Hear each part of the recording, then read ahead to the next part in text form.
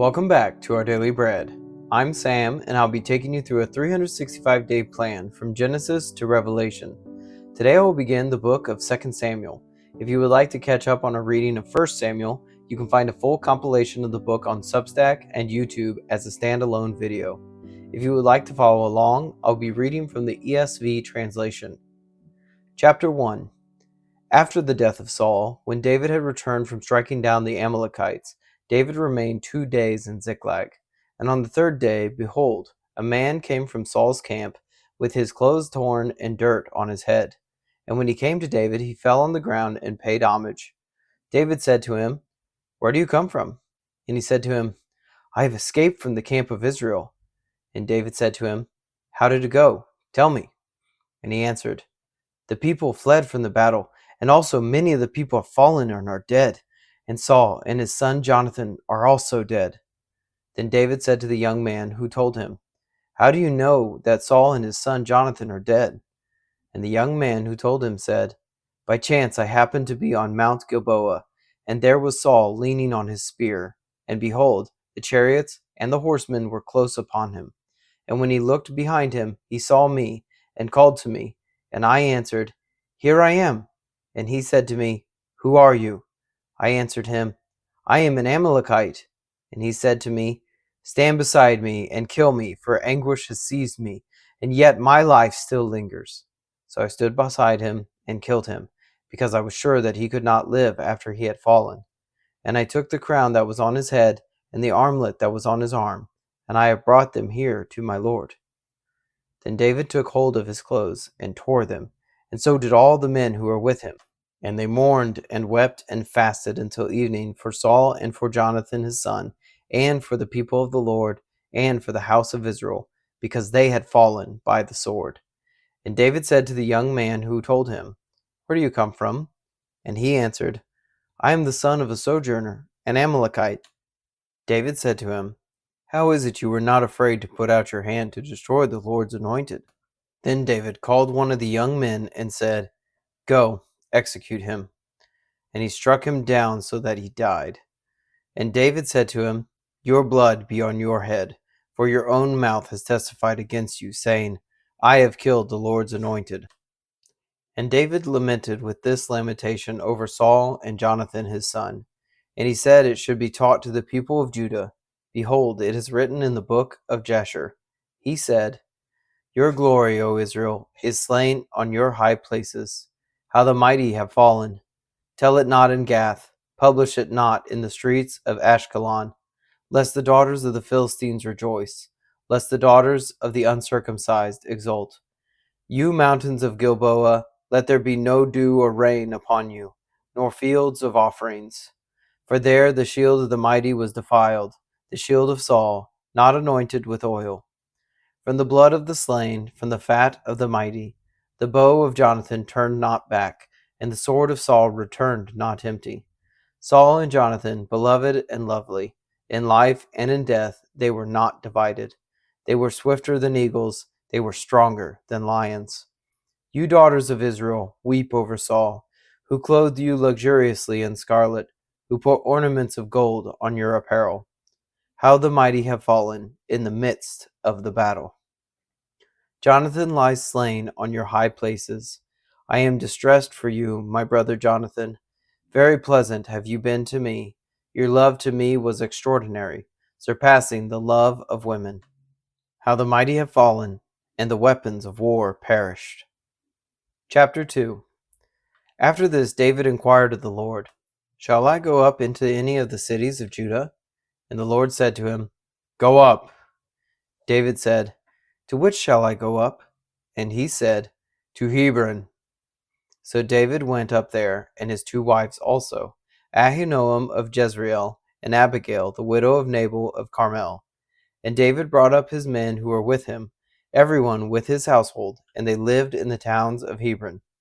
And the men of Judah came, and there they anointed David king over the house of Judah. When they told David, it was the men of Jabesh Gilead who buried Saul.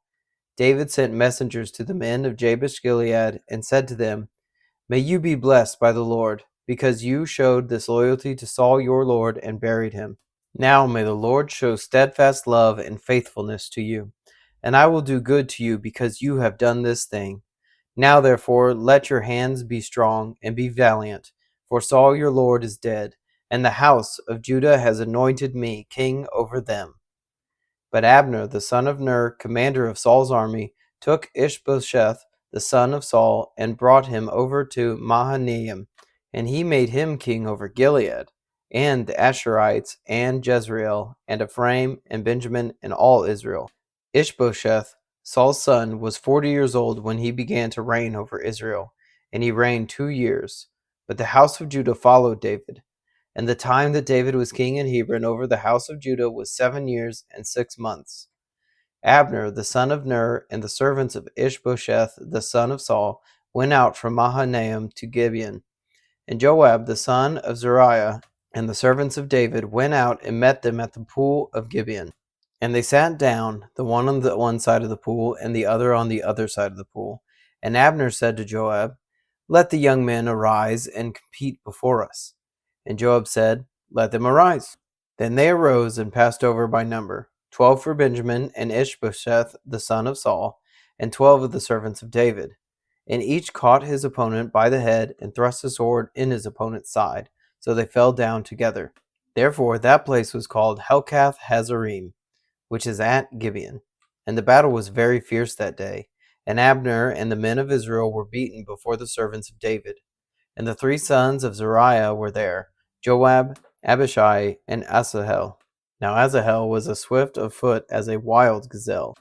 And Asahel pursued Abner, and as he went, he turned neither to the right hand nor to the left from following Abner. Then Abner looked behind him and said, "Is it you, Asahel?" And he answered, "It is I." Abner said to him, "Turn aside to your right hand or to your left, and seize one of the young men and take his spoil." But Asahel would not turn aside from following him. And Abner said again to Asahel, "Turn aside from following me. Why should I strike you to the ground? How then could I lift up my face to your brother Joab?" But he refused to turn aside.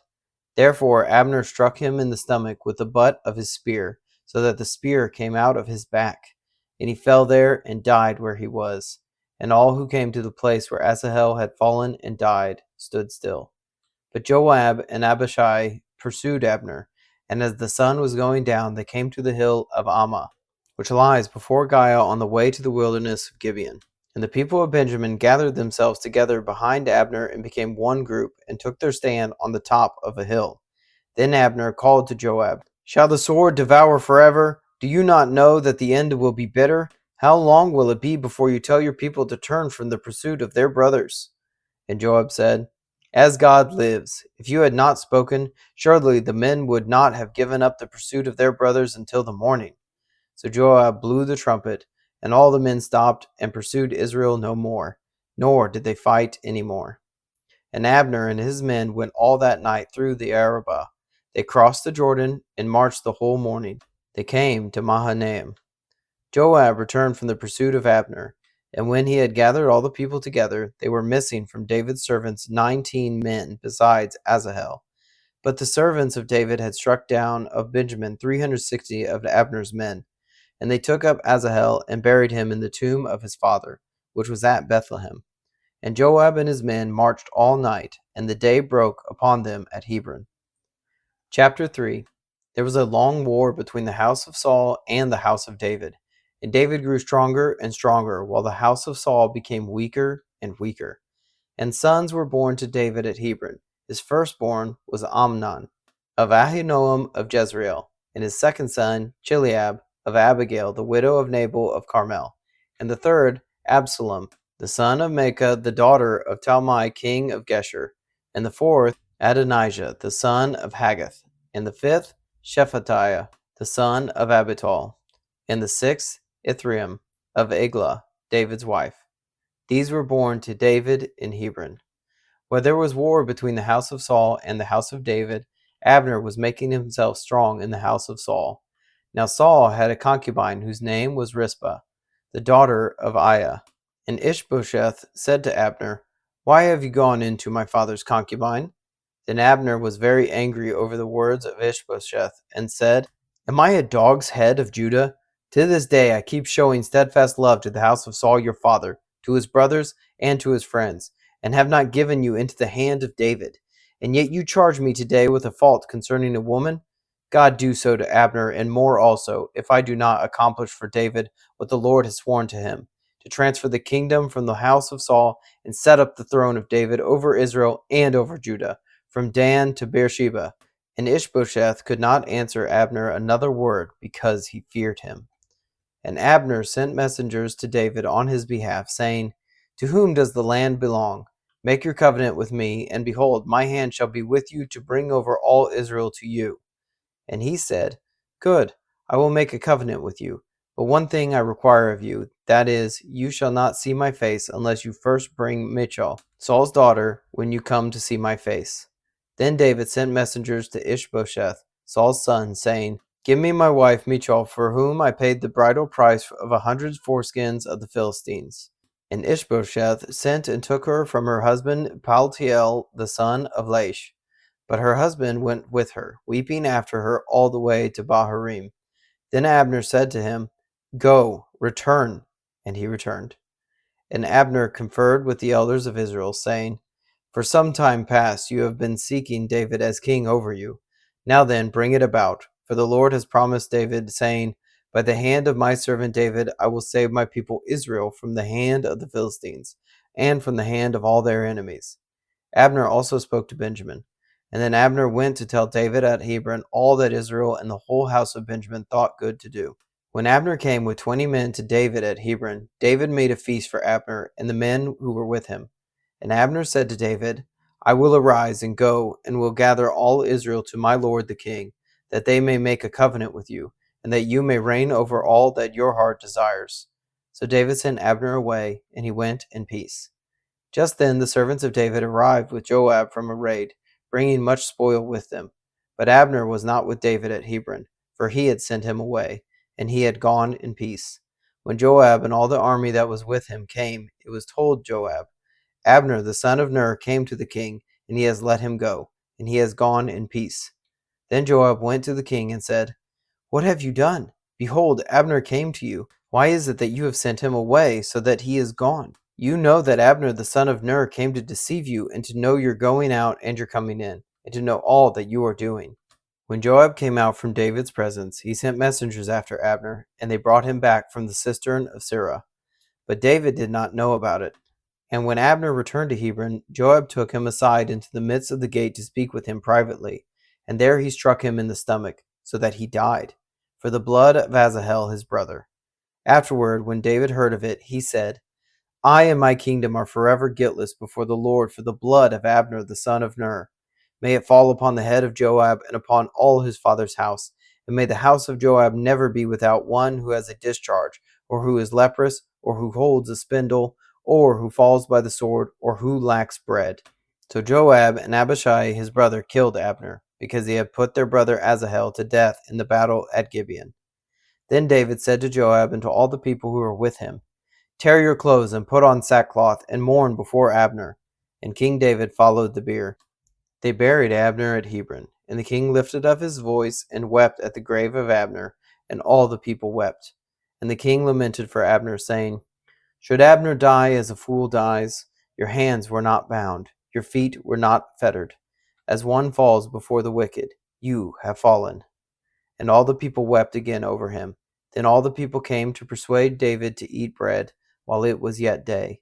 But David swore, saying, God do so to me, and more also, if I taste bread or anything else till the sun goes down. And all the people took notice of it, and it pleased them, as everything that the king did pleased all the people. So all the people and all Israel understood that day that it had not been the king's will to put to death Abner the son of Ner. And the king said to his servants, Do you not know that a prince and a great man has fallen this day in Israel? And I was gentle today, though anointed king. These men, the sons of Zeruiah, are more severe than I. The Lord repay the evildoer according to his wickedness. Thank you for joining me today in our Bible reading. You can find us on Substack and YouTube at Up+Out Show, or Our Daily Bread, wherever you get your podcasts. Please consider subscribing. If you enjoyed this reading today, please like and share. If you have any thoughts about the verses read, please leave a comment.